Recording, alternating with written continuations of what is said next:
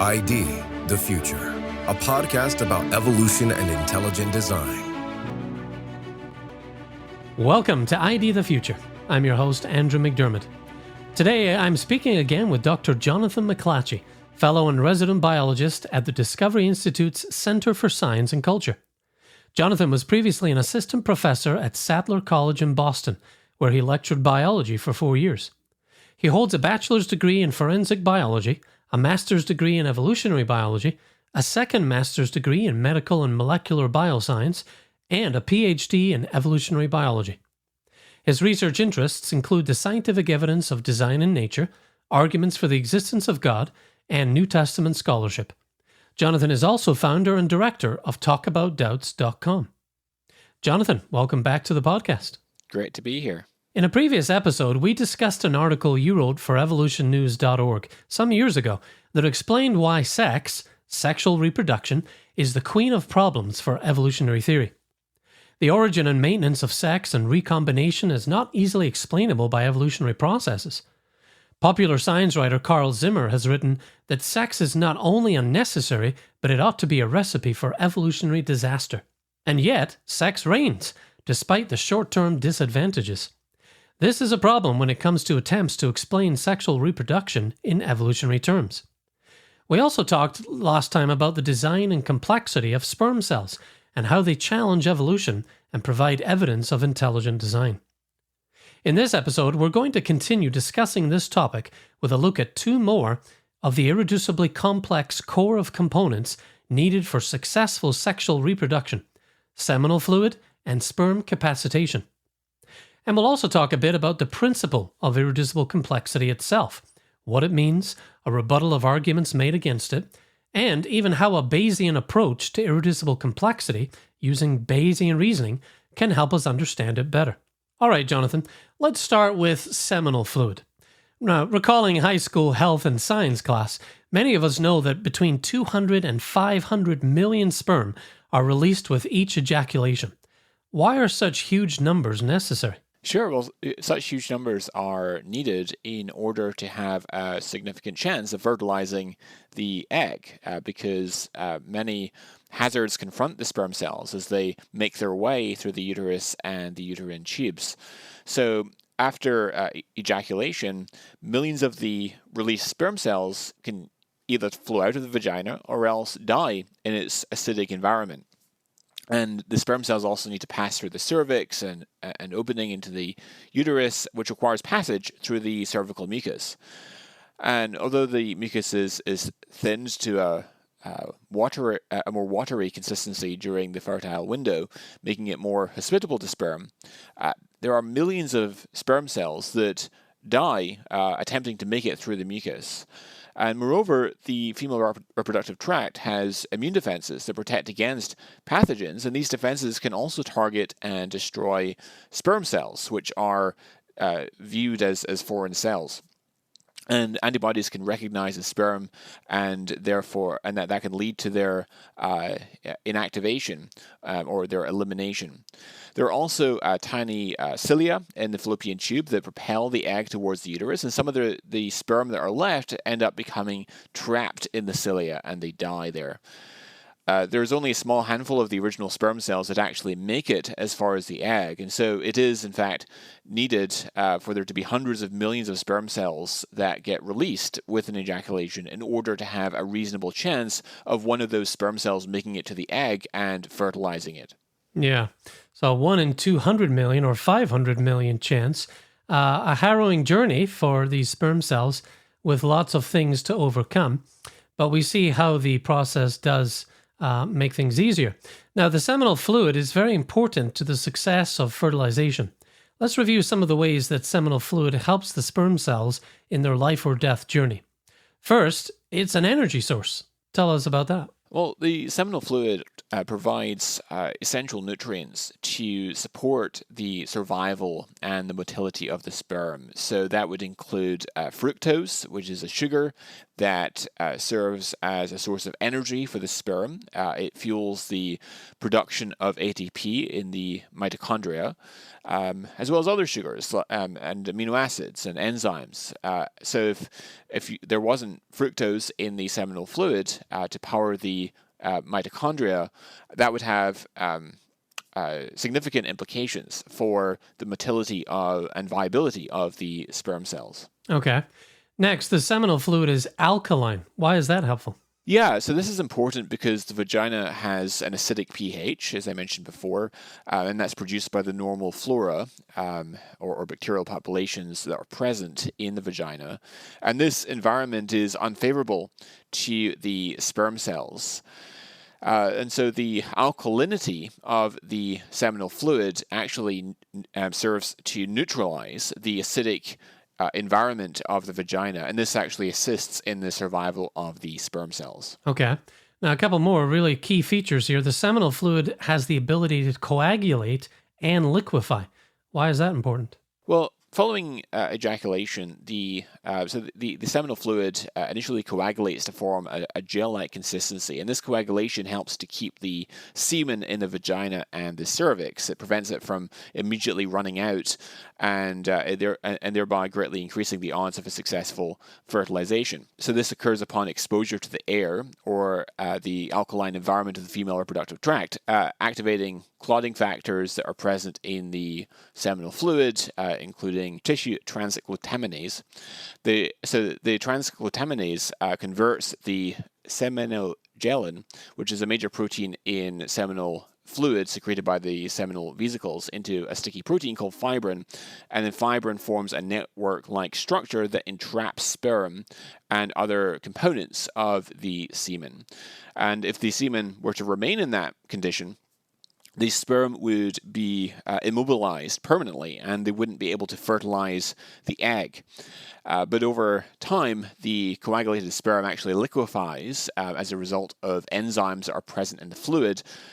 And these enzymes slowly break down the fibrin network, and this allows the sperms to move more freely. And so there's a paper that was published in the Journal of Biology of Reproduction in 2020 that notes that, and I'm quoting, the liquefaction process is crucial for the sperm to gain their motility and successful transport to the fertilization site in fallopian tubes or oviducts in animals.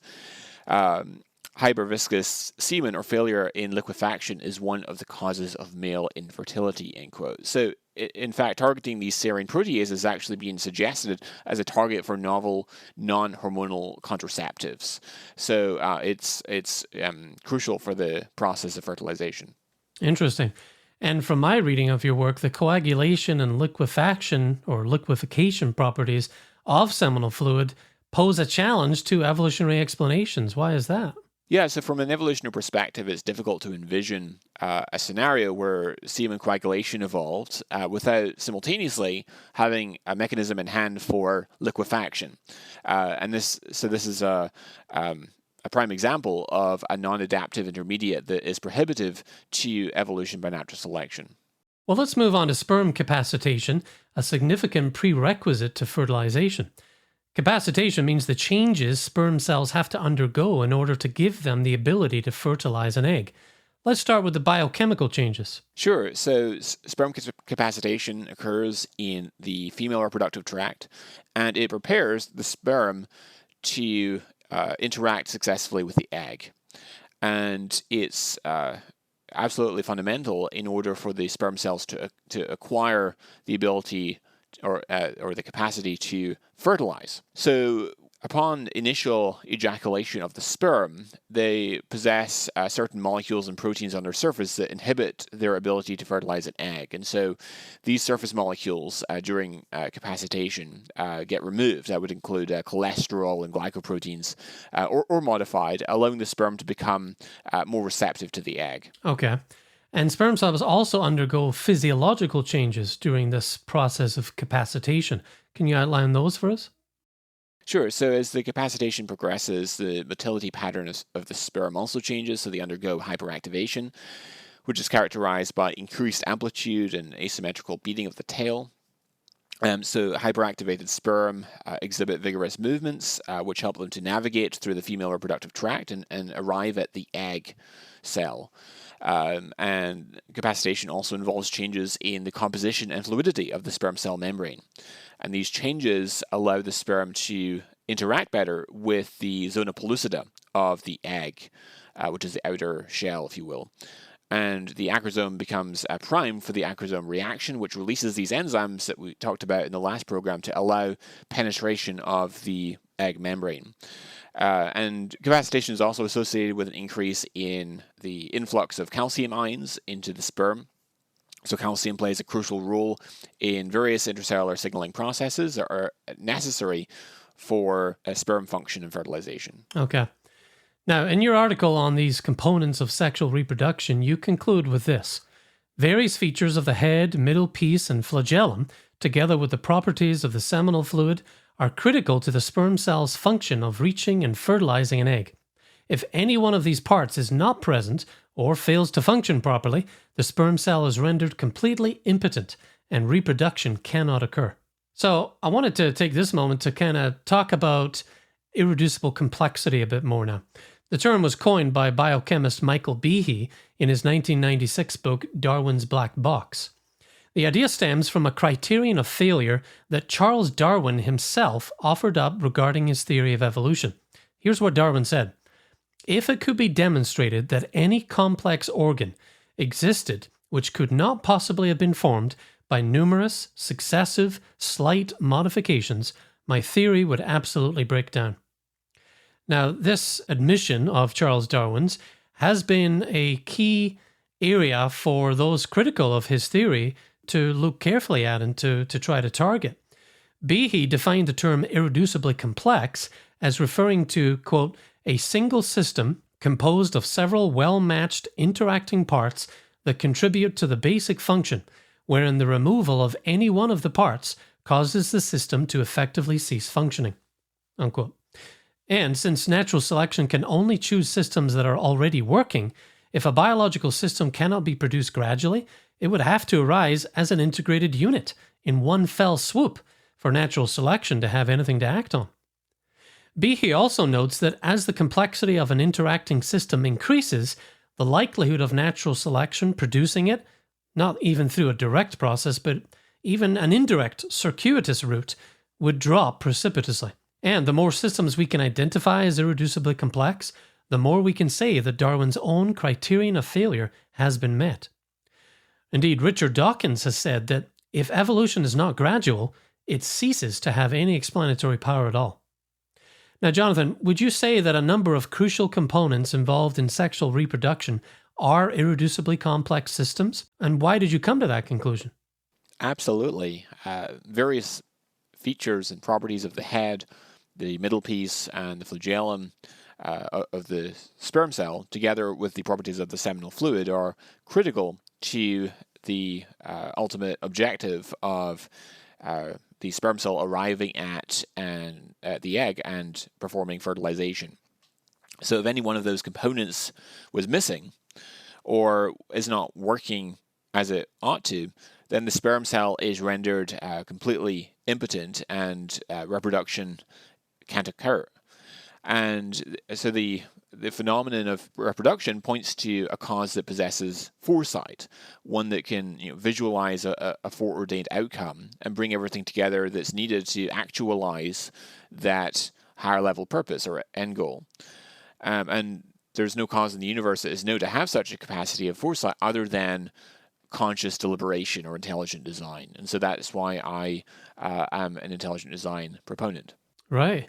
Well, in evaluating whether a biological system is irreducibly complex, the key is whether a process like natural selection could evolve the system in a gradual manner, or as Darwin put it, by numerous successive slight modifications. And we have to remember, as Behe points out, that there's a difference between physical precursors and conceptual precursors. We could say, for example, and he details this in his book, Darwin's Black Box, that a bicycle is a simpler precursor to a motorcycle. It's a conceptual precursor. They look related and perform similar functions to one another, but Darwinian evolution requires a physical precursor. And try as you might, a Darwinian process of numerous successive slight modifications could never physically turn a bicycle into a motorcycle. It's a jump in function and complexity that is simply out of reach of a gradual blind process. Jonathan, since science can't give us 100% proof, and we know this to be true, a likelihood ratio, however, can be determined upon examination of competing evidence. You and I have done an episode on Bayesian reasoning and how it's helpful to an intelligent design understanding of the natural world. Can you just take a moment to tell us how Bayesian reasoning might help us be more confident of irreducible complexity in biological systems? Sure. So the Bayesian approach to making the case for design would be as follows: that we observe certain features of the world, in particular living organisms, which are not particularly surprising, supposing a mind is involved. So irreducibly complex systems would be one such feature, given that well-matched, interacting, well-organized sets of parts that work together to achieve a higher-level purpose are habitually associated in every other realm of experience with conscious activity, because intelligent designers or conscious agents, as I mentioned before, are uniquely able to visualize complex, higher-level purposes and bring everything together needed to actualize or realize that end goal. And so irreducibly complex systems are not particularly surprising if we suppose that a mind is involved. But they become wildly surprising, supposing that no mind is involved, that all we have to work with are naturalistic processes. Because when you require multiple codependent parts that have to be very carefully assembled and well-matched one to the other in order to perform a higher-level objective, how by a blind, mindless process are you going to be able to put that system together one step at a time while retaining selective utility at every turn? It seems to strain credulity. And so the more parts that are necessary, or the more functions that are needed in order for this higher level purpose to be realized, the more improbable it is going to be. And the probabilities, of course, or the improbabilities are going to multiply exponentially as each new function is needed.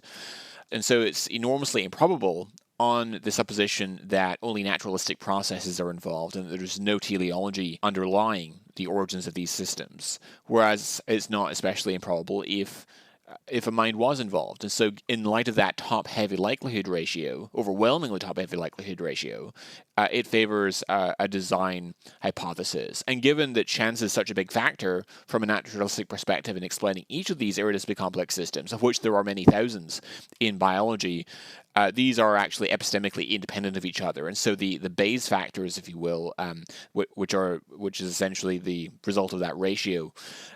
So a Bayes factor of 2, for example, means that the feature is twice as likely given one hypothesis versus another. The Bayes factors multiply together because of their epistemic independence. And so you end up with this overwhelmingly top-heavy likelihood ratio, particularly when you consider all of the many hundreds or thousands of irreducibly complex systems taken in aggregate.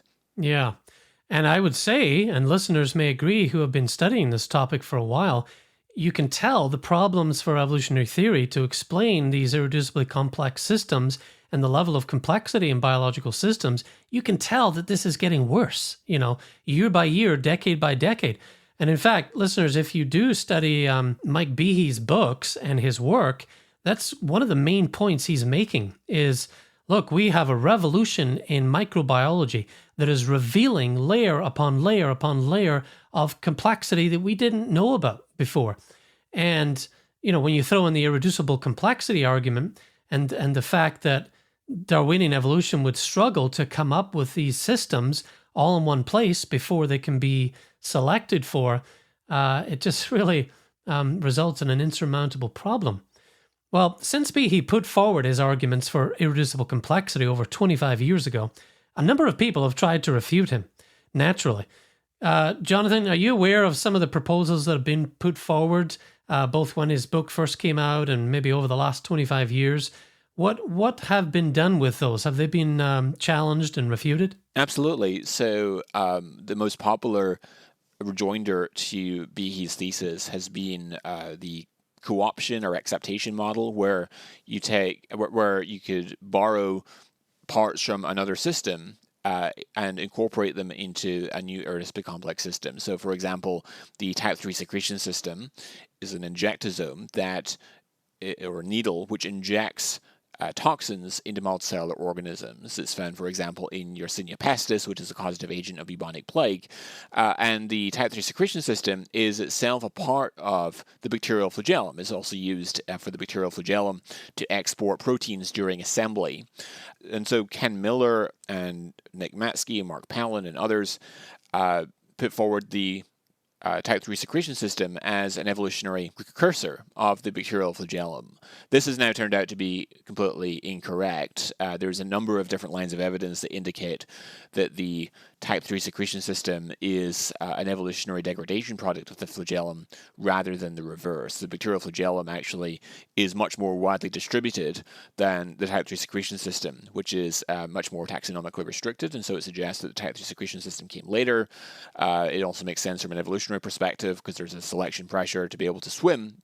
Long before there's a selection pressure to inject toxins into multicellular organisms. There's also phylogenetic evidence that indicates that the type 3 secretion system came later. So furthermore, you've also got the problem of assembling the bacterial flagellum, and so you have the arrangement of the genes along the bacterial chromosome that forms different operons, which are collections of genes that are under control of a common promoter and are expressed together.